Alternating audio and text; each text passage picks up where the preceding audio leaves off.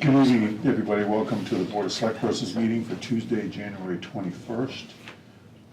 Tonight's meeting is in person and hybrid. I've called to order and pledge of allegiance. Under reports, we'll have managers, financial, and department. Under new business, we'll do a Winterfest CDC donation request. We will talk about the library bid results, payables, and any other business. And with that, we can have a call to pledge, please.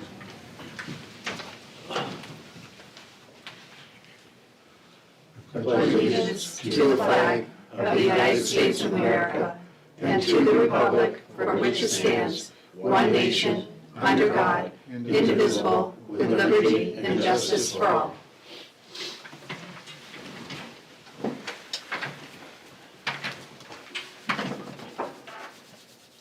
So do we want to jump down to the bid results? We could. Okay. Yeah. So please, come on up to the table. Make yourselves comfortable. Good evening, welcome. And the bid results start on page 52 for all of us that have packets. Okay, Matt, do you want to, yeah, go ahead. Sure, yeah, thanks, Steve. So bids for the A.B. Ricker Memorial Library renovation and expansion project were opened on Monday, January 13, at 1 p.m. in the town office conference room. 3 bids were received, and a recommendation on the way forward, it's going to be made tonight. You can see the 3 bids there. Doten's Construction, $2,063,181. Benchmark is $1,789,000. And H.E. Callahan Construction Company is $1,770,000. All of those bids are over the amount that we have in cash to pay for this thing. So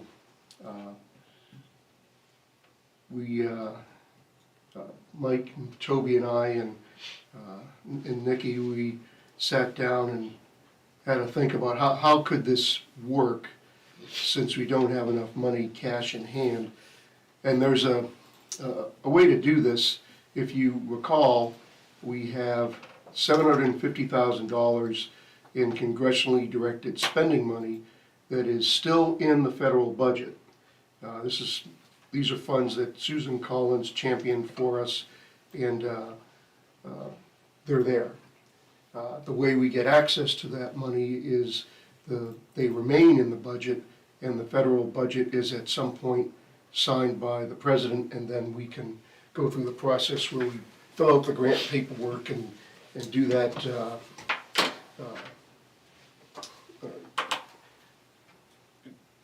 because they're not just going to give you the money.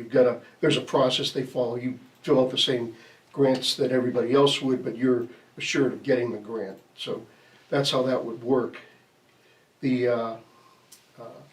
If we were to get that money, we would have about $1.93 million cash to pay for the bid amount, and so we could go forward with that.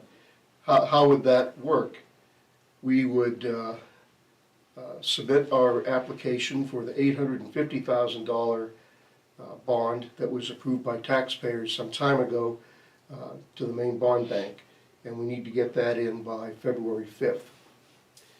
And we then wait and see what happens with the federal budget.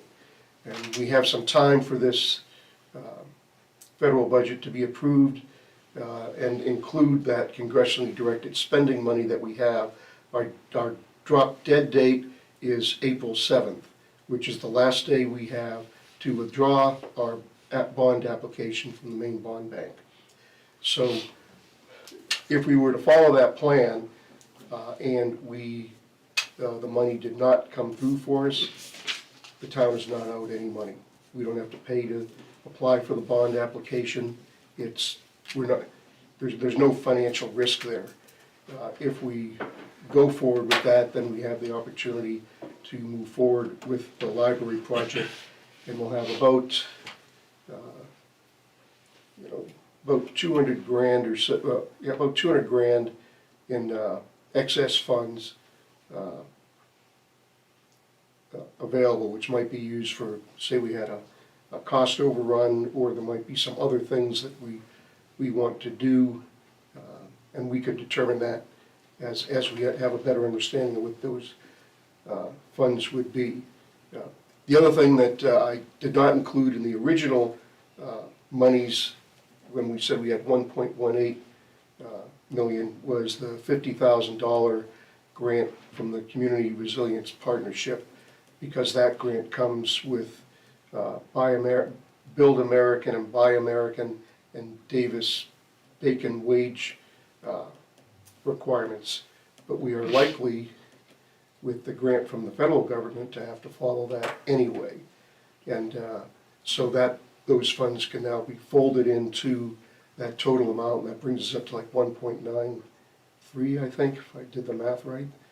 Kind of pretty close to $2 million, give or take a little bit there. So that's a good thing. So what we did was we had a couple of serious conversations about, well, what contractor would we recommend? And the one we would recommend is H.E. Callahan Construction. And there are a couple of reasons for that. One, they're the lowest bid, and they're fairly close to the next highest bid. So we think that's a good price, that they priced it out appropriately. The other reason is that Mike has, pardon me, has had experience with this construction firm. He likes the way they work. They, in fact, were one of the first people that he asked to bid on the project. The other encouraging early indicator was the president of the company reached out to us following the bid opening and talked about, hey, and this was unsolicited by any of us, understand that municipal finances sometimes require a little massaging. We are willing to work with you on that. And so we had a few conversations with her and her team, because it's important that if we're going to go down this road, that they go with us. And they're willing to do that. They're ready to wait until April 7th to understand where we are with funding, which is a very generous thing to do. They have experience with both Build American and Buy American and Davis-Bacon, and so I don't think that's going to be an issue. Pardon me. Which I was worried about that with a smaller contractor who had never done that sort of thing before. I don't think it's impossible, but you know, I was starting the training on how to figure out how it worked, and it's a steep climb for me to figure out how that works. And so I'm glad these folks are okay with it. And so what I would ask after you have a chance to consider the proposal and ask any questions is that we award the work to H.E. Callahan pending approval of the federal budget that includes our $750,000 of congressionally directed spending. And if we're able to do that, then I think we're okay. We can move forward and see what we end up with there. And I talked to Steve, I think it was last week, about this to get a sense for, hey, what kind of questions might come up, and we could do a couple of things other than this plan. One is not do the library expansion at all. That that's an option. You don't have to. Nothing's making us do that. The downside of that is we have some sunk costs that we're never going to get back if we don't move forward with it. If we delayed the awarding the contract until we had surety on didn't buy the bond, waited till the budget passed, and then said, okay, we're going to award the contract to Callahan, we're in the same place that we would be if we choose the option that I presented at the beginning. But we're going to be delayed by several months. And the idea is that these folks, if everything comes into alignment here, that once we know we have that money, that they get going and get this thing done this summer. You know, before the end of this year. And, you know, the South it's not that complex of a project. They've got to excavate, and once they get it all framed in, you know, we'll be okay. And they can, if it has to stretch into the fall a little bit, they'll be okay there. But if we delay that, then we run into weather difficulties and that sort of thing. So my recommendation is that we move forward, award the bid to H.E. Callahan pending approval of the federal budget that contains our $750,000 of congressionally directed spending, and hope for the best. So if that was the timeline, when would we actually begin construction? Do we even know that, really? I don't think we know that yet. Well, I know we don't know that yet. Why don't I know that? Because we've got to get surety on the funding before we can tell H.E. Callahan, yeah, you've got it, let's complete whatever documentation is required, and let's get going. So that's why I don't know. Let me ask it another way, what's their build window time? Well, in our bid documents, when we were directing the contractors, we received questions, in fact, from Callahan, like how soon could we start this? And so we kind of made the call and said probably mid-March would be a reasonable time to do this. It would give the library time to prepare for the disruption, and it would also wouldn't involve winter construction of foundations where you have to heat things and tent things and what have you. However, we were doing that as in a way so that everybody was using the same dates. But we felt if contractors are available to start sooner, it's all the better as far as we're concerned. If costs are not affected greatly. So that was our direction to them. It was mid-March, late March. Are they gonna hold the bid? I think Matt, are they gonna hold it? I'm sorry, could you say it again? Are they gonna hold the bid? So there's no deadline on this bid, right? So normally when you have a contractual bid, it's only for a certain amount of time and then it's back to Yeah, we would renegotiating.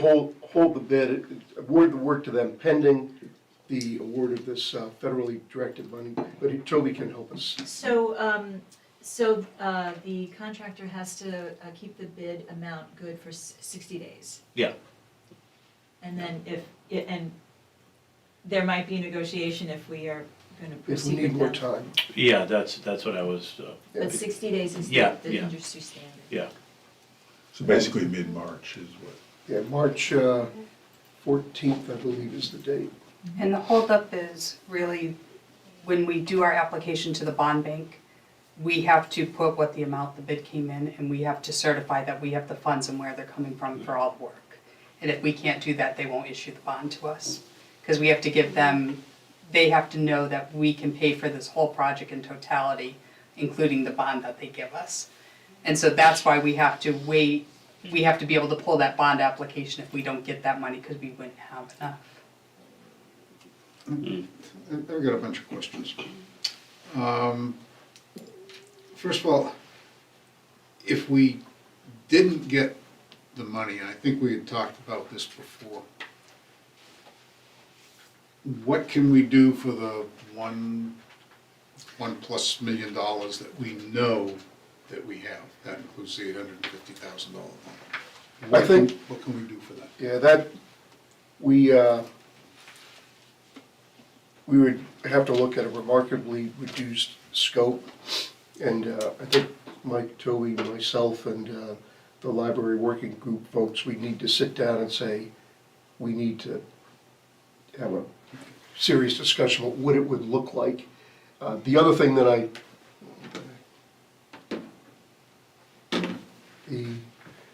my phone was spying on us here. The other thing that we have is the county was generous enough to give us about 150 grand. And we're gonna spend it no matter what, because there are things that we can do.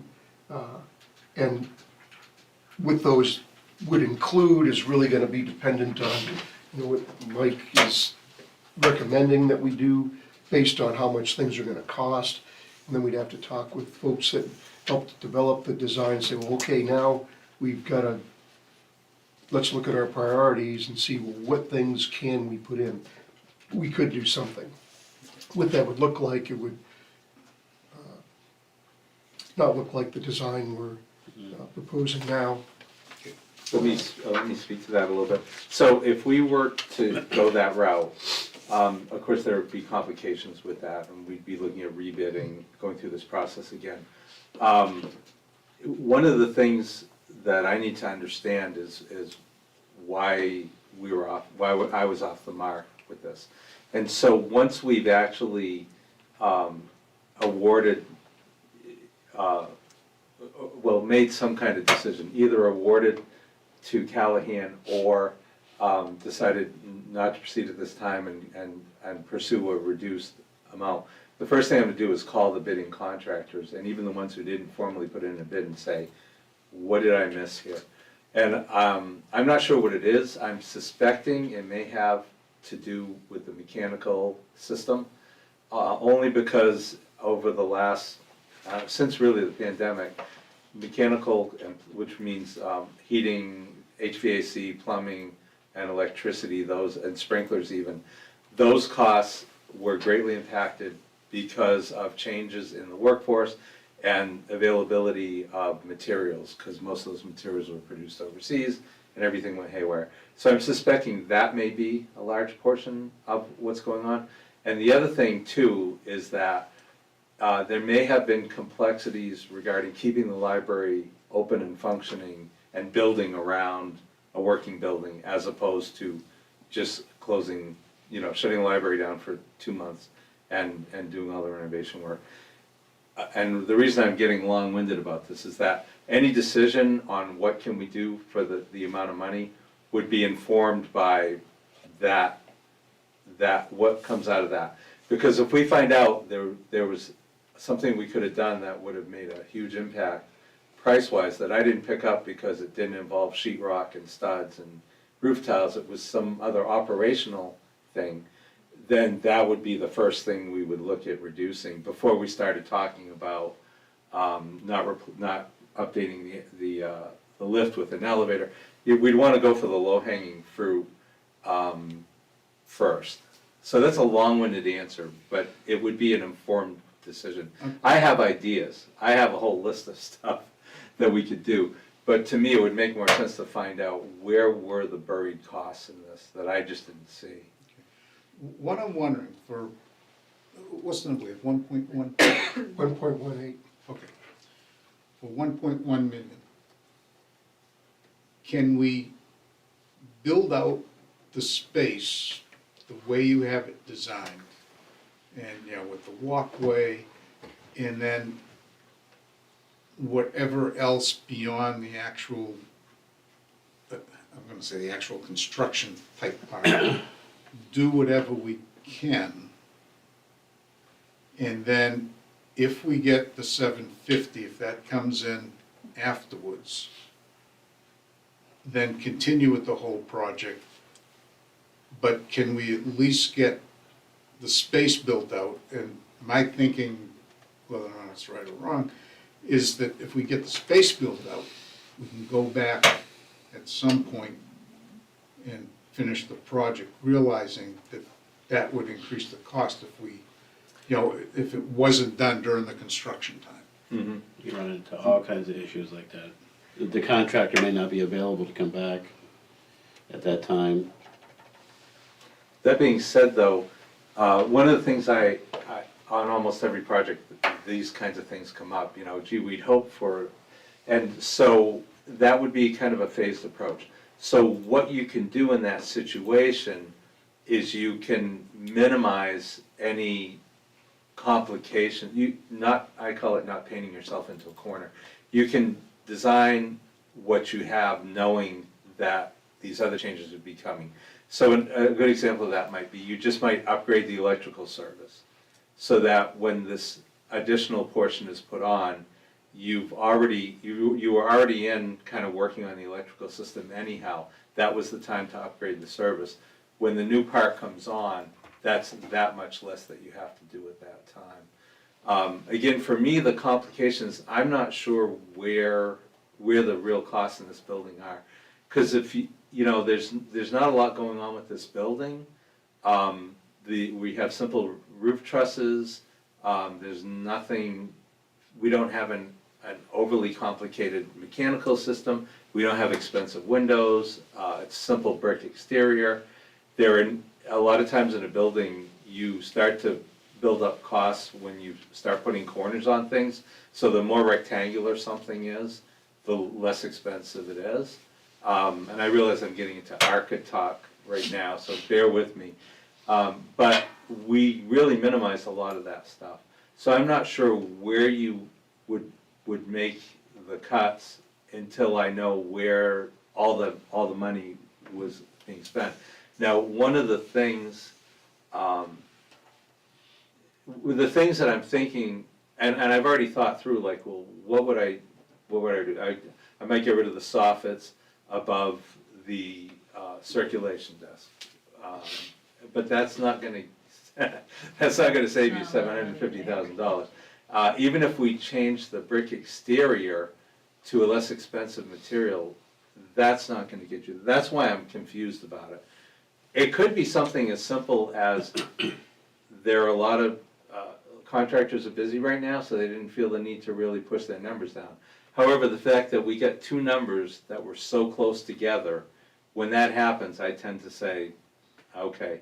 And also, we received a number of requests for information from contractors, like daily we were answering questions from contractors, good questions from contractors, clarifying questions, which indicates that they put a lot of time and thought from all three that ended up bidding, and then some questions from people who didn't even end up putting a bid in.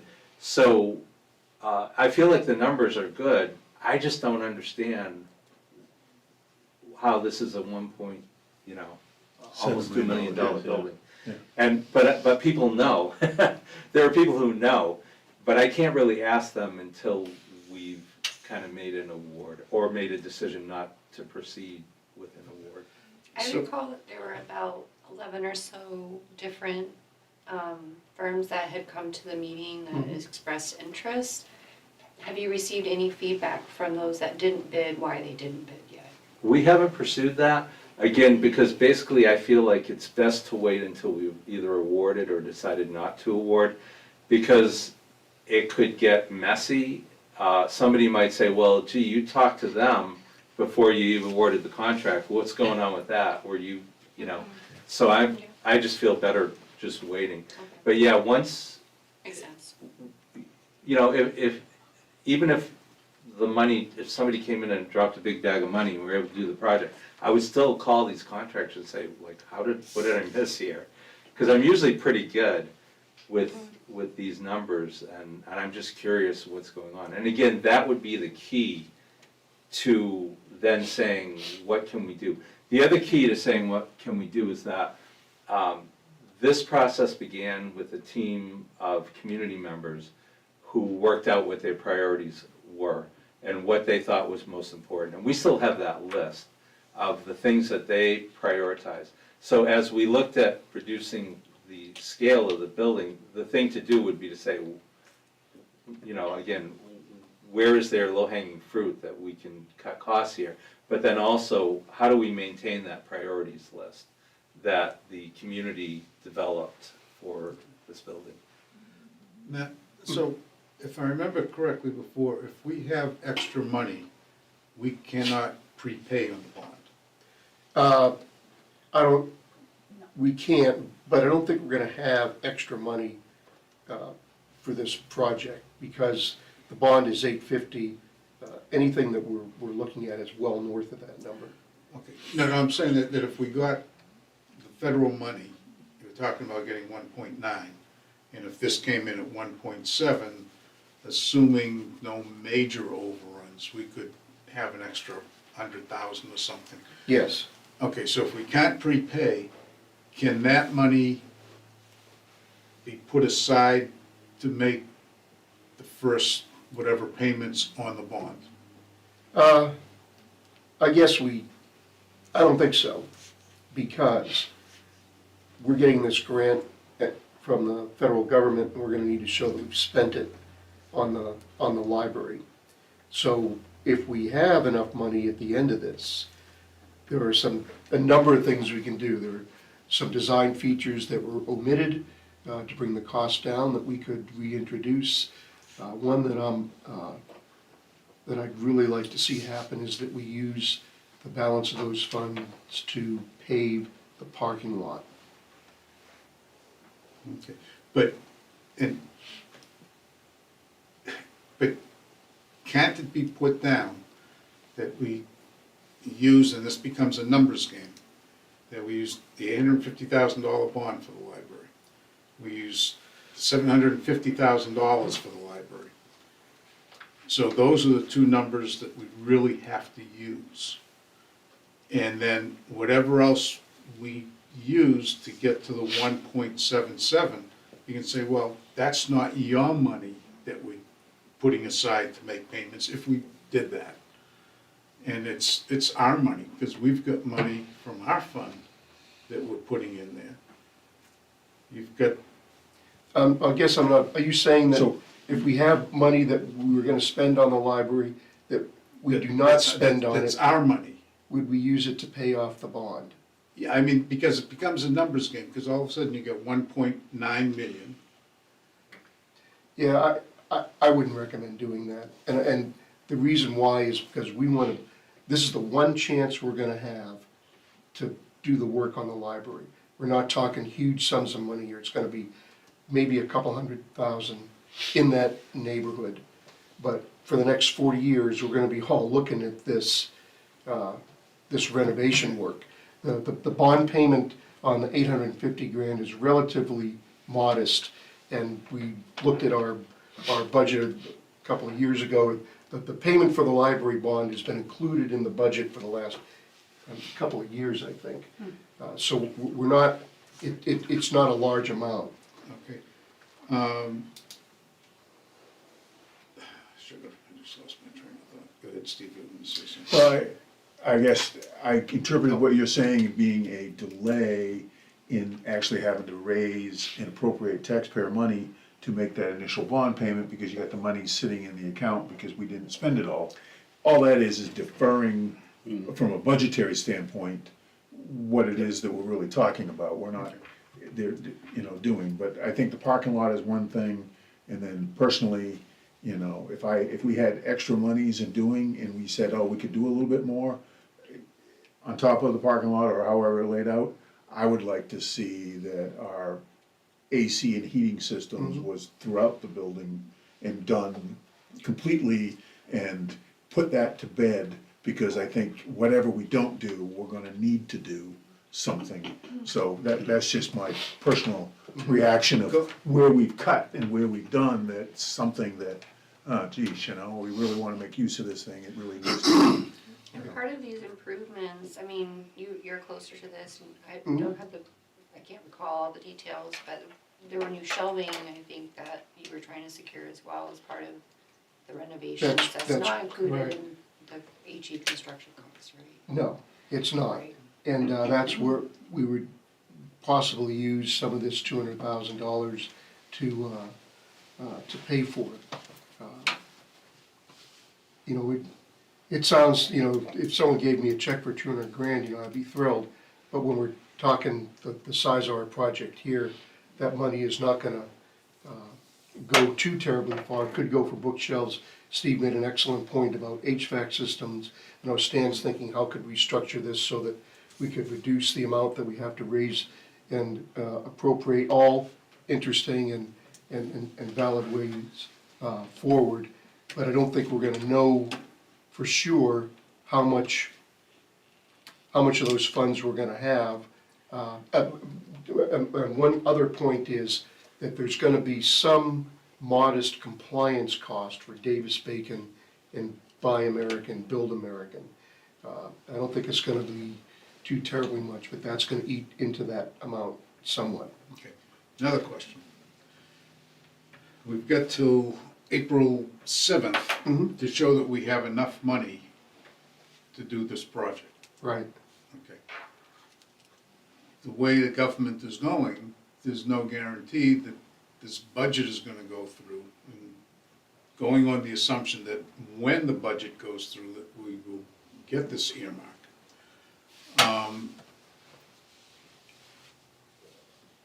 What happens if we don't know if we're gonna get that money? You put in for the bond bank, comes to April 7th, we don't have the $750,000. That makes the project go away because we're not gonna be able to get the $850,000 bond.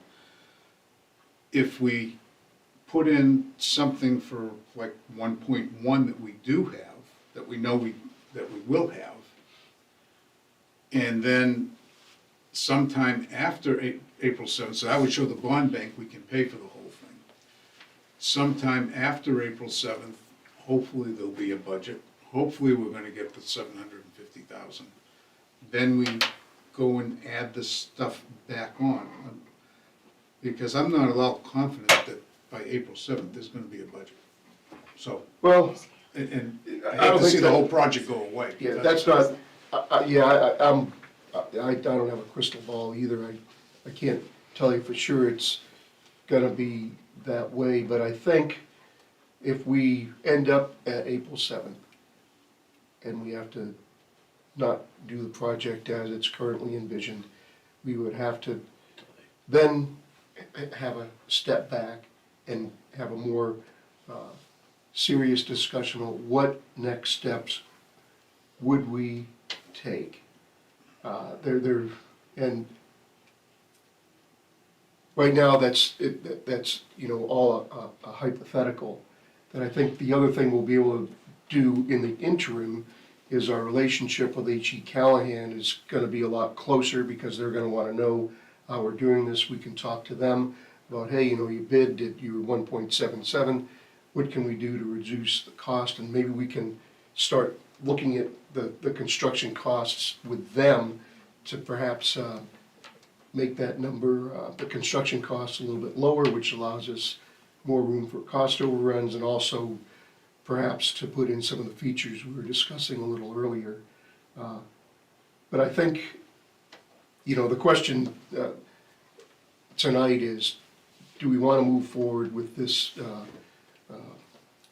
scheme that I've outlined where we award the work to Callahan pending approval of the federal budget with the 750 congressional directed spending included in it? The reason I it's like a lot of plates spinning on sticks. We have to get things that go our way. But I feel comfortable recommending that because at the end of the day, if we have to stop, that the town does not incur any financial liability, so that we can do this without signing up for a big bill. There's nothing that we're required to pay at this point. And then, and to get to Stan's point, which is a really good one, we can sit back and go, okay, in a much more considered manner, what would be our next steps? Would we reduce the scope? How would we approach this?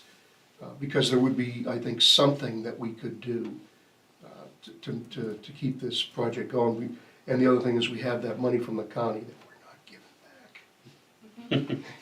I think, So I think okay. the thing that we need to remember is this really hinges on the bond bank application. It's due February 5th.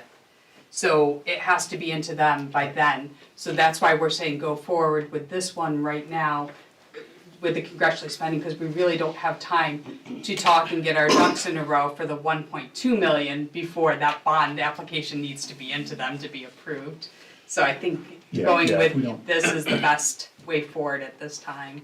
Yeah, it all is sound logic here, and I feel like it is solid recommendation. It's very little risk to the town, if Yeah, I don't think Plans we Don't have, fall the way we want them to, but. my personal feeling is that it's the only play that we can play right now. Yeah, And do, and it's not gonna be costly or whatever. If the congressional money didn't come in time, we had to cancel the bond thing, but then it came sometime later, we would just end up saying, okay, you know, bond bank, here's the fall bond bank, and everything about the timing of the construction things would have to change.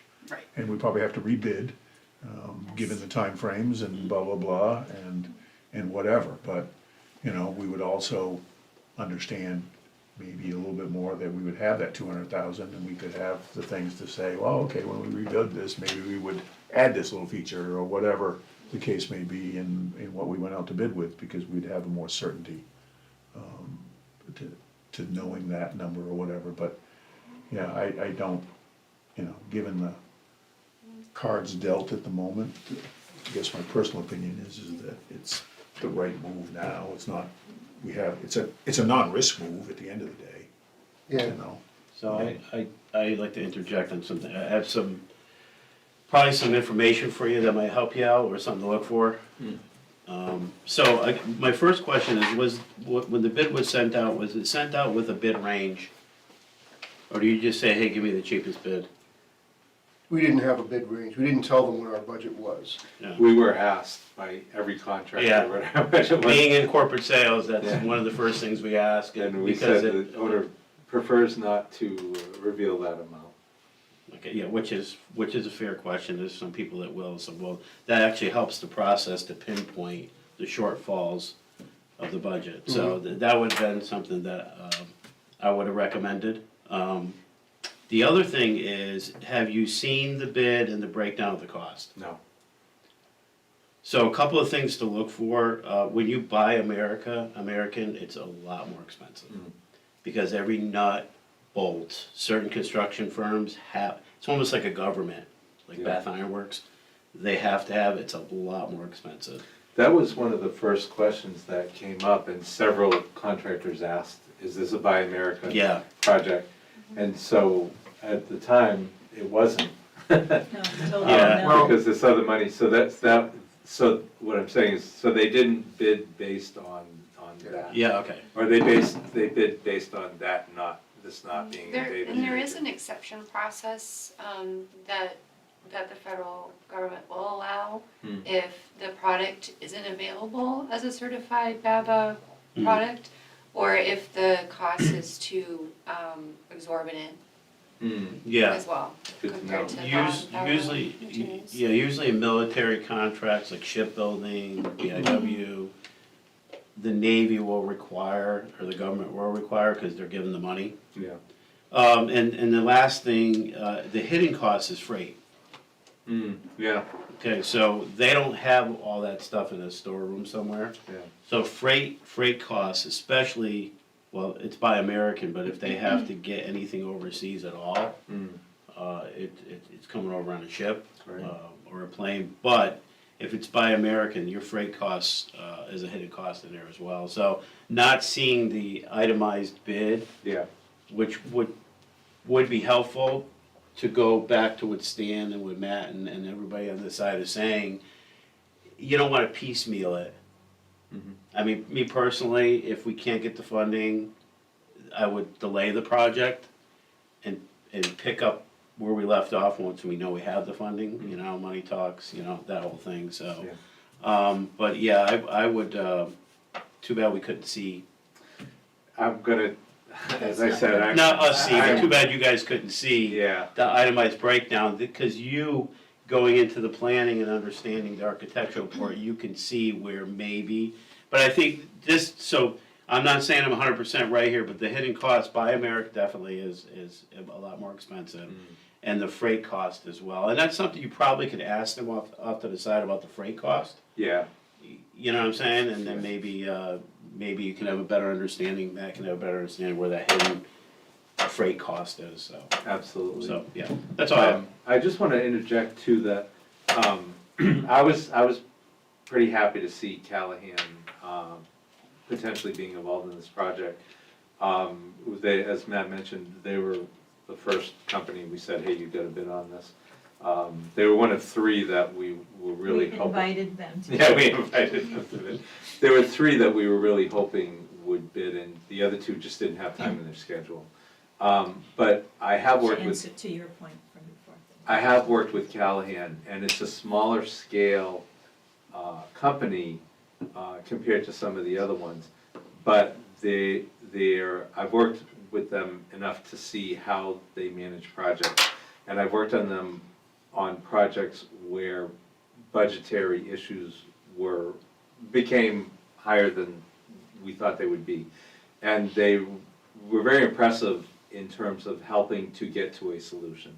So I'm going, if we end up working with them, I'm going into this just planning to sit down and say, okay, what can we start trading some things off here? You know, if there's a way to get a cheaper version of something that I've specified that will allow us to then take that same funding. They've wheeled and dealed, for lack of a better phrase, on other projects with me in that way before. So that would be a part of my process. In other words, I wouldn't just step back and say, okay, good luck building that thing. I would, I've already kind of set the criteria, as I do on all my projects, that it's a three-legged stool involving the owner, the architectural team, and the construction team. And we're gonna work together to get the best outcome for the owner. And some contractors like to work that way, some don't. Callahan is one that does. They're success oriented, and in other words, they're interested in a successful project that they can be proud of, that will result in referrals for them. I mean, all contractors will tell you that's their philosophy, but I have seen it with Callahan. Benchmark I haven't worked with, but I know that's their reputation as well. So just, I feel like it needs to be part of this discussion. We have a lot of numbers. They base the numbers on things that I specified and design details that I showed, but I'm always eager to figure out ways to do things. Maybe I didn't detail it as efficiently as it could have been detailed. Maybe there's a better way to do that. And if we can save $5,000 on that detail, what can we do with that $5,000? So anyhow, that's just part of my process. I have another question. Realizing some of the stuff has to come out of other countries, because I don't think we can, this country can supply everything that we're gonna be using. With the possibility of tariffs coming in, let's say if the bid is awarded and we sign it, and, we get that paperwork done, and tariffs come out and have a significant change in some of the pieces that are gonna be coming in here, do they have something in the contract saying, well, wait a minute, if costs suddenly escalate, that the contract isn't held to the contract bid? I think they are, based on the AIA contract that the town will be going into, which is what we suggest. I think there is language in there. Now, I haven't looked specifically for that language, and that's probably something we can consider. But I'm sure that this is a concern, across the board. I can offer this, that the way this process works is the contractor submit a base bid without the details at this juncture. And they have to guarantee that price for 60 Right. days, so they have to bond to that, Right. that they will, name that tune in 6 notes, so to speak. So they're on the hook for that. So Yeah. they have taken that into account, I'm sure they're concerned about that possibility as well. And the tariffs It's a don't good question. affect, so tariffs don't affect the company, they won't affect us. Those are government to government, so duties and taxes and everything, unless you're doing a cross-border, tariffs don't affect the consumer or the retailer. And actually, I'm really glad you asked that question, because that's gonna be a question when I do talk to contractors. I was aware the tariffs were going to be a thing, but I hadn't really thought it down to this level. It's a really good question. That may have had an impact on pricing. That the assumption that that would be the case may have impacted how they may account for some of the. Which goes into increase that what I it- was saying, like, Yeah. Stan was saying, the cost of the shipping. It's, you know, you're gonna have stuff coming over in a container as Yeah. opposed to, but again, that's finished goods, so it won't be, so I've dealt with customers that ordered one thing from Germany that was going directly to a manufacturer here in Maine. That affected duties and taxes direct. So I'm assuming if it's an HVAC, if it's, this is an example, there's gonna be thousands of HVACs coming in, not just one for that one particular customer. So I don't think that's a concern, but shipping costs definitely you should maybe ask about that, unless they have everything in stock, which, like Stan said, they may not. Yeah. So I would definitely look at that one, because shipping costs or for a project this big could be anywhere from probably $120,000 to about $200,000. Because everything's gonna come tractor trailer, lift gate, there's fees for that as well, so. Sure. I'm not saying I'm right about that, but just something to No, look at, yeah. I appreciate every. Yeah. Every statement, these Yeah. are great questions, comments. So what do we need for a motion, Aaron? Is it just awarding the bid? or- Yeah, well, With the contingency. Well, I would recommend, of- do you want me to state a proposed motion? Yeah. I can do that, that we award the A.B. Ricker Memorial Library renovation and expansion project bid in the amount of $1,770,000 to H.E. Callahan Construction Company pending approval of the federal budget that contains $750,000 in congressionally directed spending. So moved. Seconded. Can I Got a suggest? move in a amendment? second. Oh, and an amendment? So, the way the process goes, either you issue a notice of award or a notice of intent to award. So maybe you want to just throw in notice of intent. Mhm. because Okay, it's a little notice bit more that we preliminary.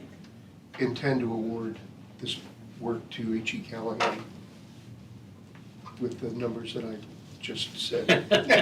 Say that again?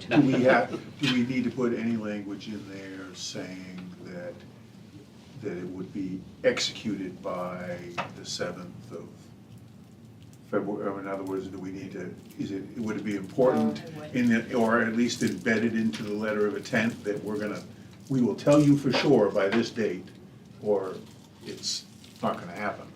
I Or just think, pending approval. yeah, I think we're okay there. I talked to the H.E. Callahan president about this process, and they understand that. I don't think we'd have an issue with them. Okay. I just didn't wanna have any ambiguity of. No, that's a good question. This is when, we have to know by this, the town has to know by this time to move forward. So if we don't, then obviously it's gonna evaporate itself, I guess, is in theory right now at this point, right? And then we have to go to plan whatever number. So would this be considered sort of a tentative award? Pending bond approval and. I think it's an intent to Review of award commercial the funds? work to H.E. Callahan Construction Company in the amount of $1,770,000 pending approval of the federal budget that contains $750,000 in congressionally directed spending for the town of Poland, and that we will make a decision, notify them by April 7th. That way we're covered all around, because that is the drop dead date. We have the approval in a second again? And Yes. seconded. Thank you. Yeah, because I think that at that point, if the intent to award is probably the right language, because then, we know it's in the deal and it's a done deal at, Yeah. February 22nd. And if we got that 750, then we can go and actually officially say, it's a completed process. Yeah, And we've told, and we're communicating, not that, I appreciate that we've had the conversation, but we know, okay, April 7th is, it's, you know, that's our drop dead date, right? So, okay. so we're clear, and we're clear with everybody, and it's Yeah, it's documented, time if to you will, in what our plans are. And that will update the timeline, because obviously if we're waiting for that date, they can't start mid-March. That's right. John Well, unless DeSantis. the money comes through. Right, Yeah, correct. so just, not that has to be clarification, so there's an understanding if we don't get the funding by April, this will be just delayed. Right? Table We would have We're gonna revisit. take, just, We would have to take this. Squash it and- We couldn't award them the bid. yeah, no, I understand that, I'm just saying, Then we have to figure on the out- back end of that, we just have to refigure everything But out. with that, we're gonna have, doing what we're doing, hopefully we can uncover stuff and Yeah. understand where we're at, and if we have to come up with a plan B for less money, we can have more knowledge to how we would execute that. Okay, And if not, then it's just a matter of timing, you know, of stuff, you know, it delays at least till the next bond cycle, Mm. which would be the fall and whatever, and we'll have to rebid and whatever. But, you know, Okay. because we could get awarded this thing on, tomorrow. you know, well, I'm just gonna say May 1st, Yeah, it could yeah. get awarded, right? We know we got the 750, but we're gonna have to go back to the process of rebidding and doing, but at least we'll have known entities of dollars at that point. Yeah. And can maybe say that 200,000 difference, we could incorporate that in the plan if that's what we so chose to do. But that would be a rediscussion. Yeah, and it wouldn't be a redesign from the ground up, it would be a tweaking of the current Yeah. design. Yeah, John DeSantis. Stan Tettenman. yes, Steve Robinson. yes. Marion Hoff. Yes. Lisa Alby. Yes. With a vote of 5-0, you have approved a notice of intent to award for the A.B. Ripker Memorial Expansion Project for the amount of $1,770,000 to A.G. Callahan Construction Company, pending approval of the federal budget of congressionally directed spending money of $750,000 for the town of Poland, and we will notify by April 7th. That covered, I think, everything. It's a long time to get to this point, huh, Mike? It's not unusual. This is not as unusual as you think it is. Thank you, folks. I really appreciate Thank all you. of your Yeah. time and effort. I know that you've gone way above what's the norm, and I appreciate both of you to what you've done. Thank you. Yes, absolutely. Thank you, and I appreciate the engagement of the council. I appreciate your engagement as well. This is a team process. In its best form, what I do is a team process. Yes, that's awesome, yeah, great job. Thank you. Thank you. Thank you. Good night, thanks for coming out on this cold night. Yeah. Well, you gave us an excuse, now we have to go out to dinner afterwards. Oh, jeez. Time before. Shucks. Date night, thanks to the select board. Hey, Michael, you're not allowed to have that on the bill. Did you say it's on you? Did you say it's on you? No. Sorry, I thought I heard that. Yeah. I've got hearing like my wife. Thank you. Watching right now. Have a good night. Good night. All right, we can go back up to the top, page 2, the manager's report. Manager report for 21 January at the Onward Lewiston Airport. We attended the executive committee meeting. We allocated funds for wildlife and vegetation control, reviewed budget drivers, and provided initial direction on our budget, discussed new hangar construction projects. Western Maine Managers Association, meeting was held in Rumford. I've never been there before. It's a wonderful town if you've never gone up there. We discussed housing availability and affordability. And we received an update from Senator Collins' representative regarding congressionally directed spending, who told us that it's still in the budget, keep the faith. You know, that no one's taking any of that stuff out yet. The other thing is Senator Collins is now chair of the Senate Appropriations Committee, and both the representative from Senator Collins and Senator King's office and Jared Golden's office were there, and they were wagging their heads at that as a huge and very important thing for the state of Maine to have that senior level of spending approval. So It's another good thing for the state. Takes a lot of work and tenure to get to one of those positions, so it's Oh, a very yeah. good thing for me. Yeah, and Senator Collins has been absolutely fantastic to the town. She got us $598,000 for the transfer station, and now we've got $750,000 that will hopefully be part of the library, so thanks to her. Any questions? No. The only question I had is that there was, I don't know if it was in the newspaper or where I ended up reading it, and you mentioned the thing with the airport, they're gonna do some sort of presentation of that or whatever coming up here in the next couple of days or something? Yeah, actually, tomorrow, we're gonna hold a technical advisory committee where the airport master plan, and we're gonna review that and have an opportunity for public comment. And this is, it's kind of like our comprehensive plan for the town. And there's not a huge construction part of that. There are areas that we're gonna talk about where private construction could be done, and that's when I'm talking about additional hangar space, it's, the airport is gonna make these areas available. We're gonna run some services out there, maybe a taxiway, and then someone could put a hangar, they call them T-hangars.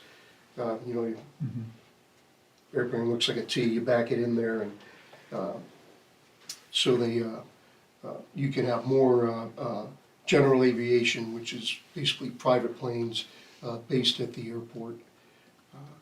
And that, the airport's really made a dramatic turn in the past couple of years, really thanks to the airport manager, Jonathan Labonte from Auburn, who's just done a fantastic job, not just cutting costs, but understanding the myriad details involved with complying with FAA regulations and the various rules that are involved in that. It's a lot of stuff going on, but at the end of the day, that airport is not gonna be a hub for commercial airline travel. It's just not gonna happen. And there are a couple of reasons for that. One, if you wanna get larger planes in there, you need to extend the runway. If you wanna extend the runway, you'd have to move the railroad track. It's not gonna happen. That's way too expensive. The other thing is smaller airports that have a commercial airline service to them are subsidized by the FAA. They can't make it on their own, and there are several airports that are within a very short distance from Auburn-Lewiston Airport that make that non-tenable. Brunswick is a good example. But that doesn't mean that the airport can't be more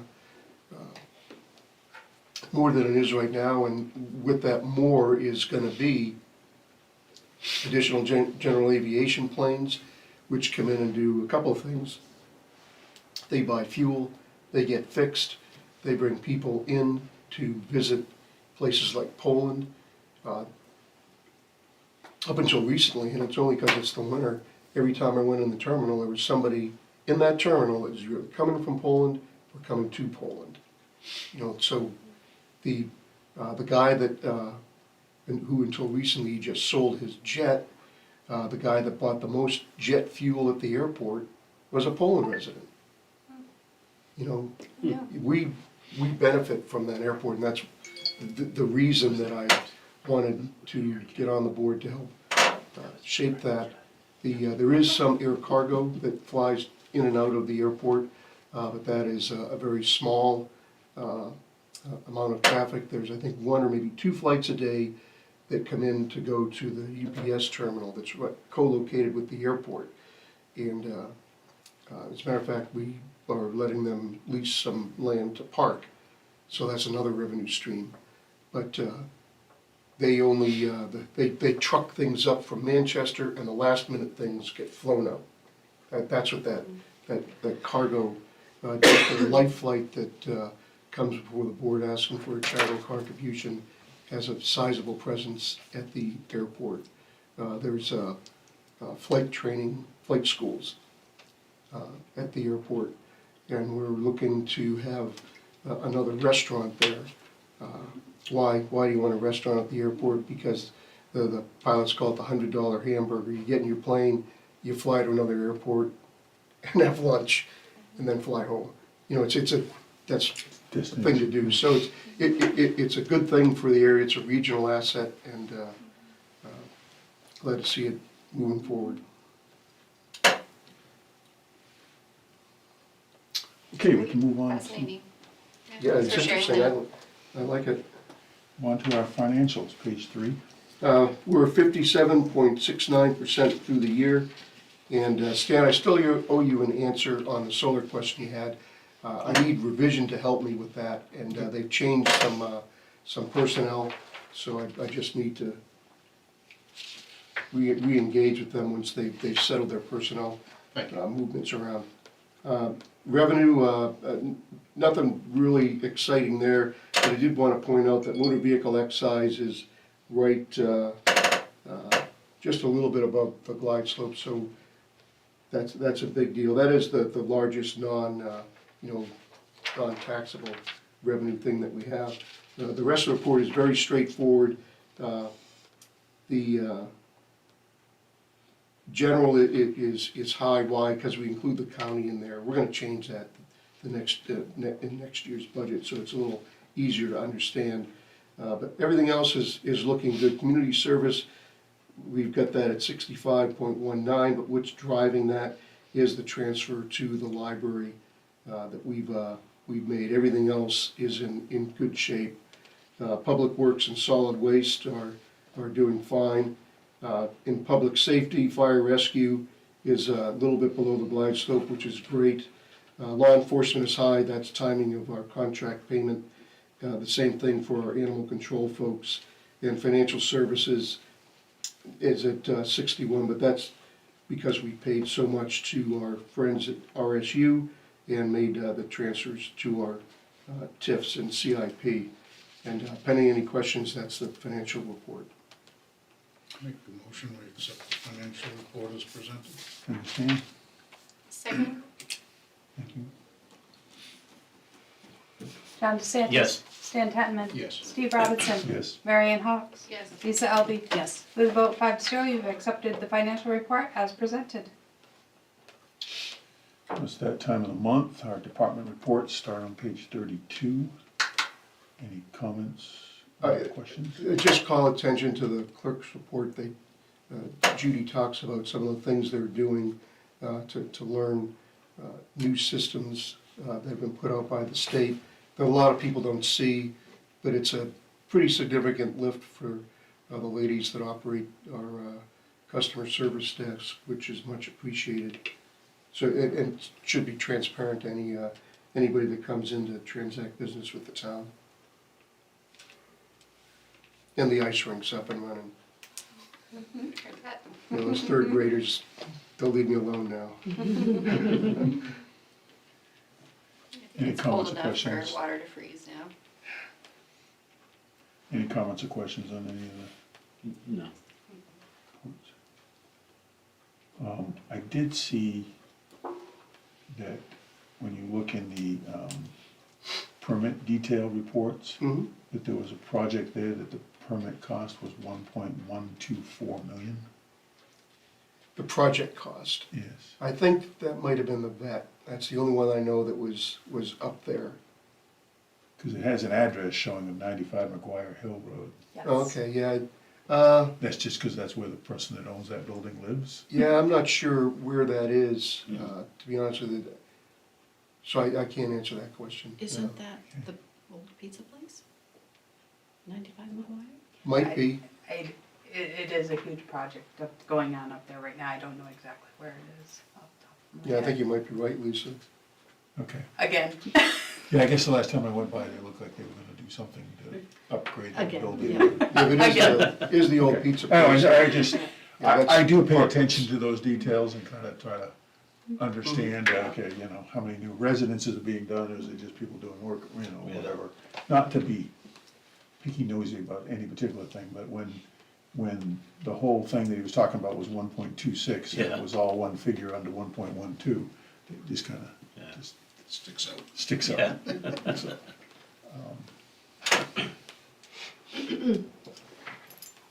and the folks at Fire Rescue continue to be busy. I think when I drove out today to go run an errand or whatever, they had a lot of police vehicles in the yard or whatever, so something was going on in the conference room there or whatever. Probably some regional thing. I did have one quick question. The fire rescue report references Command One as having a main state inspection completed. Which vehicle is Command One? Command, well, I think that's the, must be Tom's truck. Okay, all right. We used to refer to it as the chief's vehicle, so that's just changed. The what? Chief's seal. Chief's Oh, vehicle. chief's vehicle. Yeah. I did the report for 14 years, and I'm like, Command One, what the heck's a Command One? So, all right.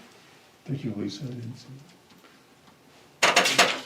And then the library continues to have things going on. There's always people in that parking lot there, it seems. Yeah. Every time I drive by, it doesn't matter the day of the week. Looks like they've had some goings on in the weekend. And Public Works is, hopefully we're gonna get some snow, to be frank with you, so. No. You got all the snow you get. I'm okay if the mountains get it, but somebody's gotta get it. Please. We water for our wells. Yeah, we do. Hasn't been good snowmobiling, has it? No. And CEDC, it's good to see their report embedded in here,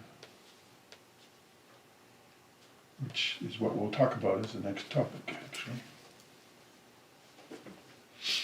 Nothing on departments, and we can move on to the CEDC donation request for Winterfest. Yeah, this is $1,400 for Winterfest. We've got a couple of things that the folks at Winterfest want to spend the money on. All certainly great things to do. And I don't know if you were there last year, but it's a big success. One of the two winter events that they put on. And there's a committee that runs that, much like Christmas in Poland, of people very generous with their time, and I would recommend approve the $1,400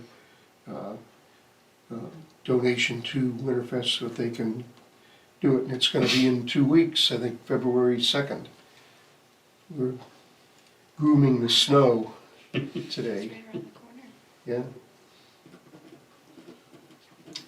I make a motion that we approve the donation request for Winterfest in the amount of $1,400. And Thank you. Thank you, Lisa. John DeSantis. Yes. Stan Tettenman. Yes. Steve Robinson. Yes. Marianne Hawks. Yes. Lisa Elby. Yes. With a vote of 5-0, you have approved a CEDC donation request to Winterfest in the amount of up to $1,400. And just to note, the event date is stated as February 2nd, 24. It is obviously February 2nd of 25. So it is on Sunday from 11 to 3.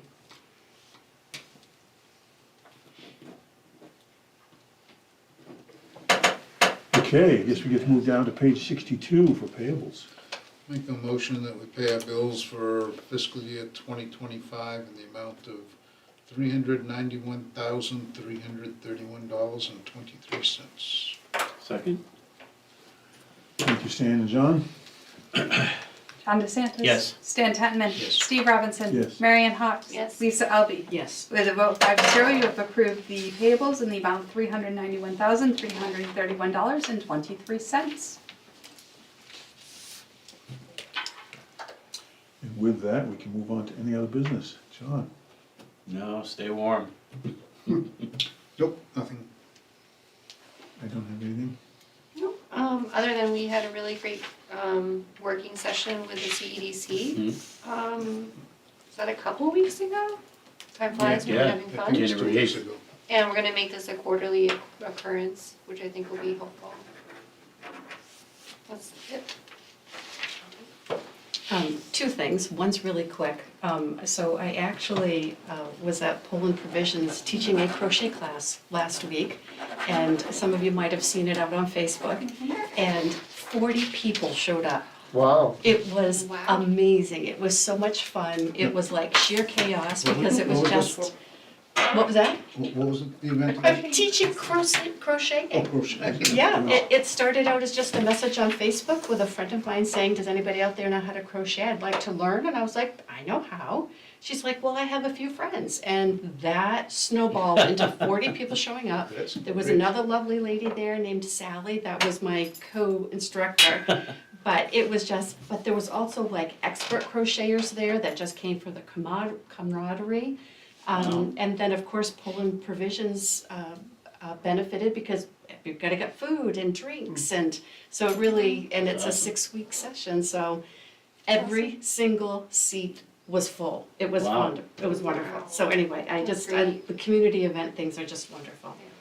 The other thing is that I attended the budget kickoff meeting on January 8th for the Poland School Board. Amy Hediger had some opening remarks, and she spoke about the focus of planning, budget planning and collaboration with the emphasis on communication and teamwork between the board, administrators, and the community. The goals included prioritizing needs, engaging the community, and maintaining transparency. They identified 4 challenges for this budget year. Staffing issues, they're having difficulty recruiting and retaining qualified staff due to limited budgets and competitive salaries. Student needs, there's an increased demand for academic intervention. Children are entering the school with more challenges. They need support for multilingual learners. We have a huge explosion in population of children that are like, I hate to say English as a second language, but they come from Tibet, they come from Angola. It's just, we have a very diverse population of students in Poland. It's wonderful. But that does come with challenges. Behavioral issues are unbelievable, and I'll get to that a little bit more. Safety and facilities, concerns over building maintenance, safety measures, and outdated technology and infrastructure. We still think of the high school as being new. It's 25 years old. So the infrastructure for technology is 25 years old. Strategic goals, they want to focus on areas to include supporting student and community growth, improving the facilities, enhancing teacher training, and fostering a positive school environment. There is a new mission statement, and it's right here. So they have rewritten their mission statement to, the mission is to prepare and support all students within a culture of excellence to do their best and to be their best, so that each can be a successful contributing citizen, able to adapt to change and to successfully respond to the future.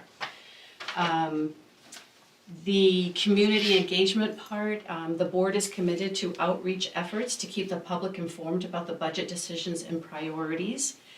Specific requests and observations. She asked each of the teachers and I guess department leaders, you'd say, to talk about, give 2 specific pain points, things that keep them up at night. And they could have made a list probably the length of your arm, but they came to just 2, which were very eye-opening. Some of the specific requests and observations included they need new curriculum resources, including an updated math program for elementary schools. Some folks made comments of, well, 2 + 2 still equals 4, why do we need to change? And it's because children are learning differently. They don't learn the same way that we did 25 years ago when you learned by rote, memorization. So they have to adapt to that. They need funding for professional development, addressing growing student diversity and supporting extracurricular programs like athletics, and suggestions for more effective planning and use of limited resources. So their staffing and retention challenges are they're having difficulty recruiting and retaining qualified staff due to uncompetitive salaries tied to the union contracts. There is a high turnover, particularly in maintenance and transportation. They've had 9 custodians resign in a year and a half.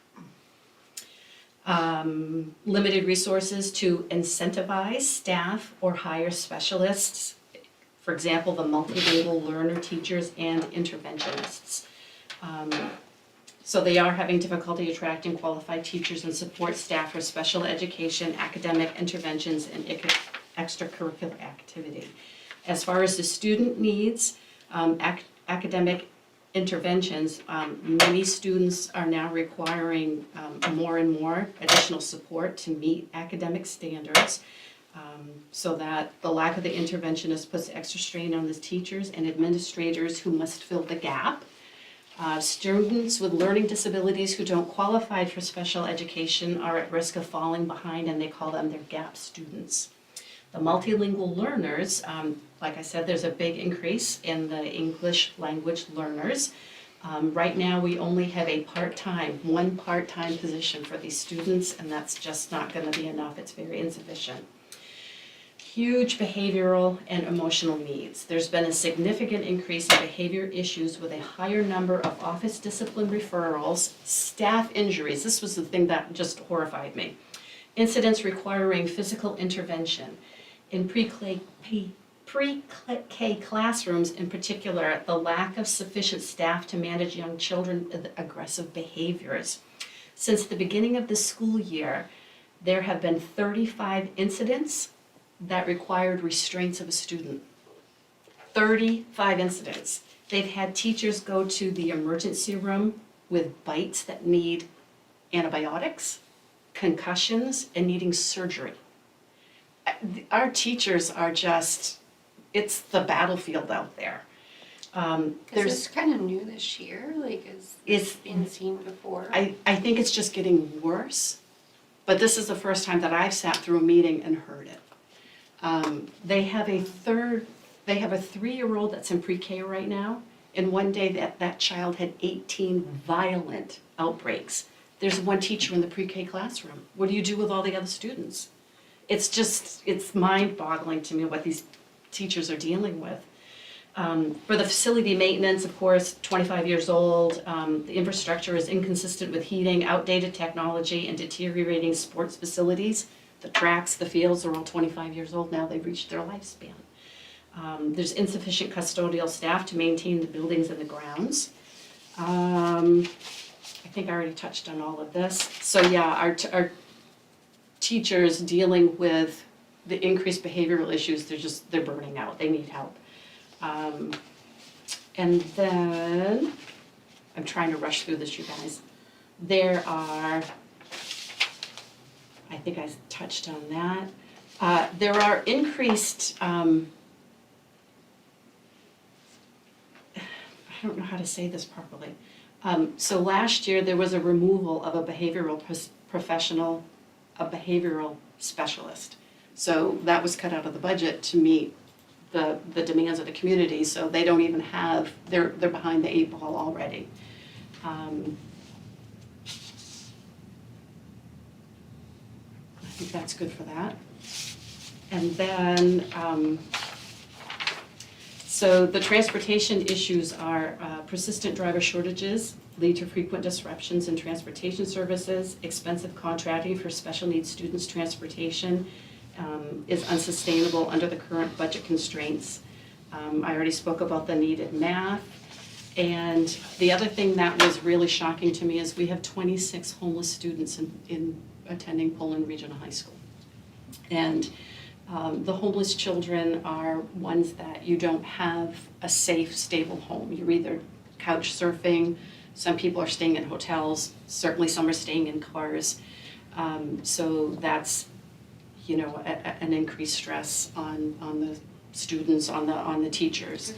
The school has to provide transportation for those students regardless of where they're staying, right? Yes, and they increase, so if a student, if Poland isn't able to meet their needs, then Poland shares the cost with the other town that the child will be transported to. And then they're also dealing with community, I should say, uncivility. They have issues with behavior at school events from parents and students. So that highlights a need for more community education on civility and respect. So they are just facing challenges that are unbelievable. So I'm really hoping that when it comes, so this was just the introductory meeting, this wasn't even starting to work on the numbers, which will be this Thursday, I think.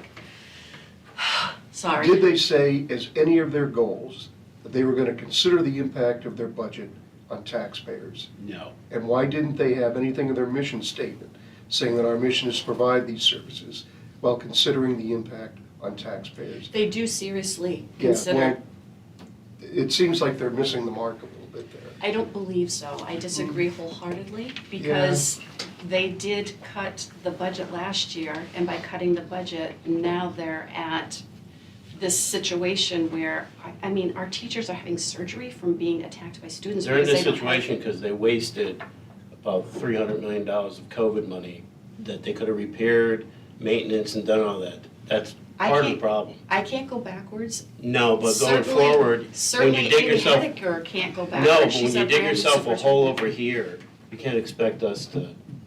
So then my challenge is to the whole, all the budgets going through, we need to do the same thing that the school's doing through the town. If that's what our argument is gonna be, that we don't want the taxpayers to pay for this, then the taxpayers shouldn't have any increases to their taxes at all. No, One that's- thing I no, will that's say not- is that, no. one thing that I noticed, because I was on the budget committee for the school last year, is there were no budget committee meetings before the towns had their budget committee meetings. So at least they're starting early Right. to have these discussions so we can start having those discussions. Exactly. And then also like preparing so that I just feel like we can look at the whole big picture because we had to set our budget before we even knew what the school budget was. And it sounds like, I think at least we'll have some numbers before we have our budget meetings in March, so that's a good thing. That's a positive change from last Yeah, year. it's concerning to me that when you look at the budget that did pass, and it had a 21% increase for special education. And what we're saying is that that's not enough because we can't go get the people. I think the reality is that there's a shortage of that skill, resource and labor out there, and so those people are able to set that price extremely high. And you're competing against anything from Portland and obviously Lewiston, Auburn, or whatever. I do hope, and would make the statement to the superintendent, whatever, that given some of these language things or whatever, and I talked about last year how, the budget for Lewiston was, 80% or whatever being covered by the state. That was a big factor. Mhm. So they need to be documenting this clearly so that they are gonna get more state funding I can because they've bring all got of these this types back. of issues, and they need to document that, because that is a big thing that Lewiston ends up documenting, that to why they get, we're only getting 46% funding and they're getting 78% funding, I think, if I remember the figure correctly. Yeah, I mean, From it the doesn't state. make That's sense. a big, we're not getting the funding that we essentially do as a district and do. I guess the other thing I failed to say and should say is that tomorrow night is the first meeting for the Yep. funding formula Right. that I'll be going to. Me too. At 6 o'clock tomorrow. Yep. So, I guess it's just more ammunition to my point there with those towns, the other towns that pay such a low percentage, they are going to have to take an awakening to that you just can't stay that way. It'd be only on, you've got to support the kids that you're bringing into the system. And Mhm. sorry, but that's really what needs to happen. Otherwise, I think, if we continue down this path, we're gonna end up having a situation where our citizens are gonna be demanding that we have an exit strategy Right. from the RSU, and those other two towns are going to be in a world of hurt. Because the reality is that it costs us more by far for the kids that we present, because we pay 62 or 4% of the school budget. They are gonna be in a world of hurt, because if we pulled out, we could say, okay, our kids will now go to every little and wherever, and we just pay state average, that's what we pay for our tax bill. And we're paying far more than state average for our students, so, you know, there would be a huge financial thing, and therefore a huge financial thing on the other side for the other two communities, so I don't wanna see us go that way, I don't think we should have to, but I do think the other communities are gonna have to wake up and step up to the equation, because I'm certain that when you talk about those events or whatever, it isn't events that are happening within the boundaries of the town of Poland, that these events are happening, they're happening probably in all their schools. They spoke specifically to PCS. It's, you know, having known somebody that was there 23 years. Oh, yeah. this No, is I'm not arguing with This is you. not new. No, I'm not arguing with She has done first you. aid for teachers for years. Yeah. And- Well, to me, it was new, and Yeah, it was you know, I mean, horrifying it's- to find out that we have teachers sustaining concussions and needing surgery after being attacked by My wife- students. My wife still attends and goes to the other two communities, actually, that's where she's subbing more often, is the other two communities, and that's not a new situation. Yeah, it's So, horrifying. you know, I just, it's, you know, the functional life skills are not part in Poland any longer, they're now at the high school, and that's relieved a lot of the burden, but that, within PCS, I actually taught a nursing class to, you know, but, to the functional, yeah, you know, but Class. it's you know, it's not a good, Yeah. it's not a good situation, and, you know, but they need to be highlighting that, because that was something that came out with why Lewiston was getting what they are, so we need to make sure that we're taking the right And this- bite out of the apple, and that we're communicating it How- clearly. I mean, is this the first year that we've had English as a second language students? at this level, and I'm sorry, I don't remember how many students, but I think it was 7 or 8 at least. So I mean, we're kind of a small community. I know we Right. transport, we share resources with other nearby communities. I think of LRTC, for example, Lewiston, and we're busing students. I mean, I'm wondering if there could be some, I hate to say the word efficiencies when I'm talking about kids, but just like sharing resources with other communities that may have full-time resources to support those students. Might make more sense than hiring a full-time staff for 8 people, 8 students, you know what I mean? And again, I'm sure I they're could be looking into wrong. that stuff, but, and there's still a cost associated with that, I'm sure. And you got the logistics of those. Nearby eight communities students need to aren't in work the same together to solve building, these problems, you know what I mean? You know, Right. I'm sorry, Steve, what was and that? I'm certain that part of the issue there is that among those 8 students, they're not in the same building. You know, they're Right. probably, And could they're be not spread from- across Yeah, the multiple buildings. ages and- So yep. you say, okay, you know, even get the one person to do, well, now you got multiple buildings in play. Yeah, It's a listen, different world. you can't throw money at a problem that's been existing for a long time. So putting more money into the fuel to the fire is not going to solve the issue. Yeah, It's and I mean, managing. Retention of teachers kind It's of concerns managing. me because I know that budgets and previous budgets they've looked at that and have corrected that issue, so. Yeah, I It didn't surprises me that that's rearing its head again, especially when like the 5% year-over-year raises was kind of a sticking point for a lot of taxpayers, like, wait a minute, that's not sustainable, so And like. I didn't understand the union tied, whatever that was, so Well, I they can ask that. negotiated, what, a 3-year Yeah. contract or something like that? Yeah. They negotiated And a it's 5% teacher- increase that they're in Yeah. the middle of for 3 years. Right. So, Per and year, so. my experience is that you gotta look at the culture and the management as well, because most people are willing to accept slightly less pay Yes. if it's a good working Exactly. culture and they enjoy who they're working for, and there's other factors like benefits of working for a Right, community like exactly. this. So, like, maybe get to the root of, like, are they really leaving? Is it really the pay that's the issue, or what are the other factors weighing into that? Yep. I think we need to look at that. It's gonna be Because interesting we're, for I our mean, next meeting. I couldn't imagine being a teacher in like Lewis and Auburn schools and everything that they're going through with right now. I mean, I think what we're seeing in this community pales in comparison.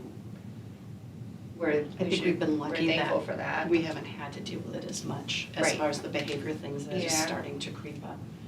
So, And those are, I mean, those are challenges that I think communities are seeing everywhere. Yep.